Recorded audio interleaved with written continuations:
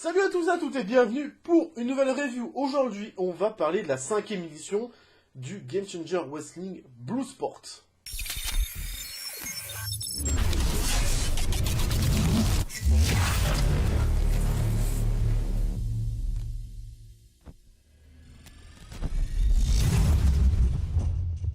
Donc cette 5e édition qui arrive très vite après la 4e qui avait lieu le 20 février 2021, évidemment. Toujours dans le même hangar que la 4e édition, parce que les deux étaient enregistrés en même temps, enfin juste après. On a 1h38 de show, le lien en replay dans la description, comme d'habitude, si vous voulez le voir. Toujours sans public, toujours commenté par Josh Barnett et Max Bretos. À Los Angeles en Californie, c'était la 5e édition, présentée par, bien sûr, Josh Barnett. Donc voilà, c'est plutôt cool. On va commencer tout de suite avec le premier match. Bad Dude Tito affrontait Calder McCool. Hein. Donc, deuxième Blue Sport pour les deux, avec dont une victoire pour McCool leur dernière fois et une défaite pour Bad Dude Tito, aussi présent dans ce Blue Sport 4. Deux ennemis, on a un combat. J'ai pas les durées par contre pour ce show parce que je l'ai fait avant que les durées sortent. Ou peut-être que les durées ne sortiront pas, donc je ne préfère pas refaire le chronomètre. Voilà, donc on a un petit 2,5, franchement un combat vraiment bien, une victoire de McCool avec un Gokina Clutch. Un combat qui est quand même assez long, qui a eu pas mal de temps, on a laissé le temps aux deux. Et on va avoir quand même pas mal d'enchaînements de techniques au sol, avec quand même une grosse brawl de Tito, qui est un gros brawler dans ce combat, ce qui n'est pas le cas de McCool. McCool va prendre sa victoire en le surprenant par la technicité, surtout ça. Mais surtout, c'est un combat qui a duré plus longtemps que les 3 quarts des matchs du Boost Sport 4. Voilà, super opener, franchement rien à dire. On peut passer la suite avec un Kino Edward contre Otami, Tankman. Deuxième édition pour Edward qui avait une défaite lors du dernier Blue Sport. Et donc la troisième édition pour Calvin avec donc une victoire et une défaite. On a un match très court, 3-13, donc non noté. Tout simplement un match David contre Goliath. Un Tankman qui est vraiment dans la brutalité, qui rentre dans l'art de Nolan Edward. Edward qui va essayer de faire la technicité mais sans vraiment réussir puisque Tankman voilà quoi. C'est Calvin, il est impressionnant, il est vraiment impressionnant. Le gars qui est quand même assez portant de son poids et tu te dis ouais il va pas être incroyable et le mec il te rend tout fantastique. Il te rend des kicks, même pas trop de soumission quand même de son côté. Le seul, il gagne par TKO après un Spinebuster qui met complètement KO Edward, avec bien sûr quelques droites dans la gueule au passage, hein, ça c'est gratos. Mais franchement, Kevin Tankman, incroyable. Le match suivant, Kalljack affrontait Super Beast. Kalljack était donc sa troisième participation, dont une victoire et une défaite. Deuxième Blue Sport pour Super Beast qui était sur une victoire. Non noté, le match était beaucoup trop court à mon goût. Et on va surtout avec une victoire de Kalljack. Avec une sorte de Cobra Clutch, enfin un Anaconda Vice si vous voulez. C'est un match de brute.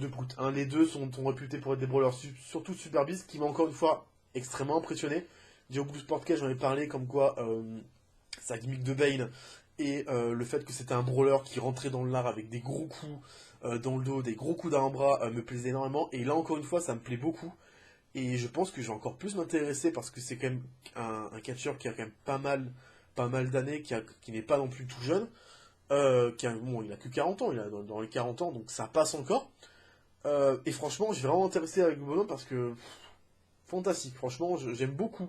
J'aime beaucoup ce qu'il a pu proposer, vraiment, c'est du full pur. Vraiment du pur. J'aime beaucoup. Et vu les deux hommes, moi c'était un peu logique que le combat soit quand même assez court. Match suivant, Royce Isaac affrontait Alex Gouglin. Gouglin qui était sur sa deuxième édition avec une 12. Tout comme Royce Isaac, un des deux qu'on a pu voir, deux défaites, une défaite chacun dans le Blue Sport 4. On a deux gabarits très similaires, deux styles assez similaires, ce qui va nous faire un 3, et ça va nous faire un très bon combat, parce qu'on va avoir un mélange de coups, beaucoup de clutch au sol, mais surtout pas mal de mouvements. Pas mal de Thunderbomb, de German Suplex, surtout de la part de Gouglin qui va enchaîner German et des STF. Ça va être renversé avec une énorme back suplex de Isaac, suivi d'un Dragon Sleeper, et Gouglin va donc abandonner et donc arrêter le combat sur ce coup-là. Mais vraiment, j'ai beaucoup aimé. On a de la technique dans ce combat, et ce qui va mettre les grosses prises en second plan, parce que on va beaucoup être dans la technicité, dans le takedown, dans l'affaiblissement au sol des deux catcheurs qui fonctionnent très bien. Avec Squiglin, on rappelle le Young Lion du côté des États-Unis. Super Young Lion, rien à dire, franchement, il fait le taf. Et très impressionnant finalement, très impressionnant. Royce Isaac que j'aime aussi beaucoup. J'aimerais bien le revoir, mais comme je l'ai dit la dernière fois, du côté d'Awash ou des fédérations américaines un peu plus petites, mais le voir ailleurs que dans le sport, je pense que ça peut être intéressant. Le combat suivant, Simon Green affrontait Rocky Romero. Quatrième participation pour Simon Green, donc une victoire et 3 défaites. Premier Blue Sport pour Rocky Romero, super, un combat plutôt sympa, je m'en foutais un peu de ce combat-là. Un petit 3 étoiles, on va voir de la technicité des deux côtés, évidemment, on a Simon Green qui est un catcheur assez technique, Rocky Romero qui fait tout. Voilà, Rocky Romero il fait tout en même temps, il fait le café en même temps avec. C'était très très cool, très très fantastique. Victoire Rocky Romero, donc encore une victoire encore une défaite pour Green. Voilà, qui enchaîne les défaites. Il va remporter avec un close arm breaker parce qu'il a beaucoup attaqué le bras dans ce combat-là, mais c'est ok, mais franchement pas non plus incroyable. Je ne vais pas passer beaucoup de temps sur ce combat. Prochain combat, J.R. Kratos affrontait Chris Dickinson. Troisième participation pour Kratos, donc 2 victoires et 1 défaite, et la quatrième participation de Chris Dickinson avec donc 3 loses et donc 1 victoire voilà, il a 3 loses et 1 victoire en 4 participations. 3-1-quart, on a un super combat. On a un super combat entre les deux brutes. 2 gros brawlers et ça se sent avec... ça se rentre dedans. Les deux se rentrent dedans, se rentrent dans l'art. Kratos qui est vraiment connu pour être la brutalité pure. Dickinson qui va essayer de faire pas mal d'affaiblissement technique parce qu'il voit que Kratos fait le double de... Pas le double mais presque le double de sa corpulence et il pourra pas le chercher du côté... en rentrant dedans directement. Il va tenter de la technique avec des sleepers, avec des soumissions.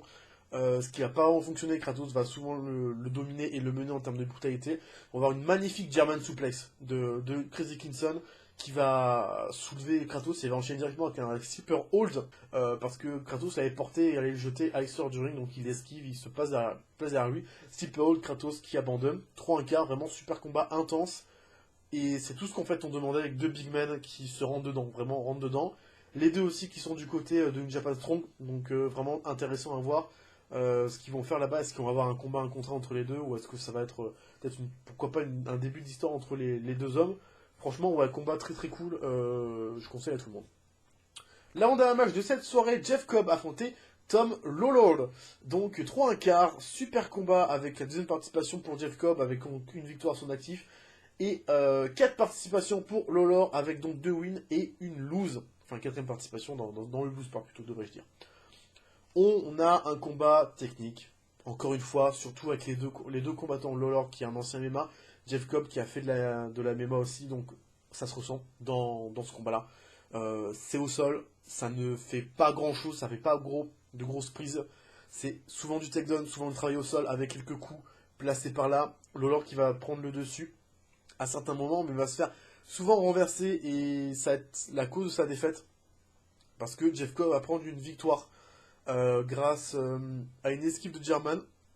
Il va enchaîner sa propre German suivi d'un full Nelson Lock dans le dos et Lawlor qui en peut plus et donc qui va abandonner. Voilà, grosse tension plus dans le combat et vraiment cool, vraiment allez regarder. Vraiment regarder ce combat là parce que c'est vraiment c'est une leçon de cache technique, vraiment une leçon de cache technique façon MMA. Et donc le main event, Davey Boy Smith Jr. affrontait Jon Moxley. Boy Smith qui a fait donc 4 participations pour 4 victoires. Et donc Moxley qui donc a sa deuxième participation dans ce Blue Sport avec donc une victoire à son actif. J'ai mis 3-3-quarts, le combat est incroyable. Le combat est fou, parce qu'on a une tension entre les deux. Jon Moxley qui affronte un ancien membre de Suzuki Gun. Il s'est tapé avec Lance Archer, il s'est tapé avec Minoru Suzuki. Et là, il se tape avec Davey Boy Smith, ancien membre de Suzuki Gun et de la Killer Elite Squad. Et franchement, un combat, vraiment, les deux se rentrent dedans. C'est tout ce qu'on aime avec Mox qui prend des bumps, surtout qui saigne. Davey Boy Smith qui va l'immobiliser vraiment maximum de fois possible et vraiment viser cette blessure au niveau du front. Mox qui va à chaque fois, sait que Boy Smith est extrêmement bon en technique et n'est pas son point fort, donc va à chaque fois essayer d'esquiver, et la logique, parce que c'est quand même un show qui est réservé sur le shoot, où vraiment c'est des coups qui sont vraiment portés, c'est pas du catch pur, c'est plus de la lutte et de la MMA plus qu'un show de catch en lui-même, même s'il y a quelques trucs qui nous font croire que c'est pas vraiment du full shot, mais 90% c'est du shoot. Mox qui va retourner la situation, qui va lui par contre lui rentrer dedans. Hein. Lui, s'il peut porter le plus de coups dans ta gueule, il le porte. Il va même tenter de faire saigner David Boy Smith plusieurs fois, et on va avoir des enchaînements de coups, des German, des grosses prises. Le takedown qui va beaucoup être mis en place par Boy Smith, mais qui va être renversé par Moxley, qui va enchaîner beaucoup de droites, beaucoup d'avant-bras dans la nuque, suivi d'un gros V-Trigger. Il va revenir. Boy Smith va courir vers lui, gros coup genou au niveau du menton, suivi d'un Dirty Deeds pour la victoire par TKO de Moxley, qui met fin à la streak de Boy Smith et qui entame sa streak, puisque Moxley est donc sur 2 victoires d'affilée. Davey Boy qui était donc sur 4 victoires d'affilée, qui arrête sa streak. Peut-être est-ce que c'est le fait qu'il perde pour se dire ok, il va peut-être, parce qu'il veut signer chez eux pour être entraîneur du côté de NXT UK. Donc peut-être c'est ce côté-là qu'il a envie, et c'est peut-être pour ça qu'ils l'ont donné, qu'il a perdu le combat. Mais vraiment, super main event.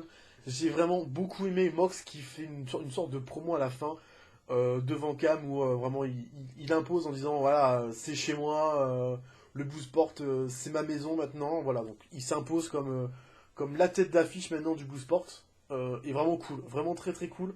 Super combat, j'ai vraiment adoré. Il doit être autour des 12-13 minutes. Vraiment, voilà, le sang, la brutalité, l'intensité était là, avec beaucoup de brutalité et beaucoup de brawl entre les deux. Vraiment cool. Et donc, à chaque fois du Blue Sport, on a une annonce post-show. Et donc, cette année, on a donc l'annonce post-show, évidemment, avec Moxley qui parle, alors qu'on a un écran noir. Puisque, oui, le Blue Sport reviendra le 8 avril, lors du show du collectif de la Game Changer Wrestling dans le week-end de WrestleMania. Voilà, on aura 2 collectifs. On a un collectif du côté de Game Changer, un collectif du côté de DWTV. Donc 2 collectifs rien que pour nous, donc pas mal de shows à regarder, pas mal de shows à faire des reviews. Même si ce week-end, le week-end du février, était quand même assez chargé en termes de catch. Donc voilà, on va tous les faire, puisque c'est annoncé.